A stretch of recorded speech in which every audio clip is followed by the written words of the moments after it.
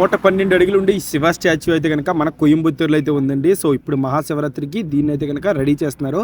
మేమైతే కనుక తిరుపతి ట్రిప్లో డే 3 అండి. సో శ్రీకాళహస్తి కంప్లీట్ అయిపోయిన వెంటనే మేమైతే కనుక కోయంబత్తూరు అయితే వచ్చాం. బట్ ఇక్కడంటే మేమైతే 1 అయితే రీచ్ అయిపోయాం. బట్ ఇక్కడ అందరూ ఒకటే చెప్పడం 7:20కి శివుడి నుంచి మనకు వచ్చే లైటింగ్ అనేది కరెక్ట్గా స్టార్ట్ అవుతుంది. 15 మినిట్స్ వరకు ఉంటుందని చెప్పారు. సో దీనికన్నా ముందు అయితే కనుక మేమైతే కనుక బ్యాక్ సైడ్ ఉండే హాఫ్ కిలోమీటర్లో మంచి దర్శనం అయితే కంప్లీట్ చేసుకున్నామండి. సో ఈ విధంగా శివుడి యొక్క లింగాన్ని చూసిన తర్వాత మేమైతే కనుక 7 అయితే రీచ్ అయిపోయాం. ఇక్కడ నైట్ మాత్రం క్రౌడ్ దీన్ని వీక్షించడానికి మాత్రం నెక్స్ట్ లెవెల్ అయితే వచ్చారండి. ఇప్పుడే ఎలా ఉందంటే మనకి మహాశివరాత్రి రోజుని ఆ సద్గురు స్వామి అయితే వస్తున్నారు కదా, ఆయన వచ్చి ఉపన్యాసం 6 నుంచి నెక్స్ట్ డే 6 గంటల వరకు అయితే కనుక ఆయన అయితే ఉపన్యాసం అయితే ఇస్తారండి. ఇక్కడైతే చూస్తున్నారు కదండి ఏ విధంగా అయితే కనుక లైటింగ్ సెట్టింగ్ అయితే చూసారో. గూస్బమ్ మూమెంట్ అండి. నిజంగా ప్రతి ఒక్కొక్క విజువల్ చూస్తూ ఉంటే నిజంగా మనకి ఒక పాజిటివ్ వైబ్ అనేది క్రియేట్ అయిపోతుందండి.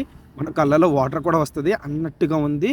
ఆ కంఠంలో శివుని చూపించడం కానీ, ఆయన ఫేస్లో పార్వతి శివుని చూపించడం కానీ అంతలా అయితే ఉందండి. ఎవరైనా మహాశివరాత్రి విజిట్ చేసి ఉంటే కోయంబత్తూరు అయితే పక్కా ట్రై చేయండి. అంత వర్త్ వాచింగ్ అండి ఇది. వీడియో నచ్చితే లైక్ చేయండి గైస్. మళ్ళీ డే 4లో అయితే కలుద్దాం.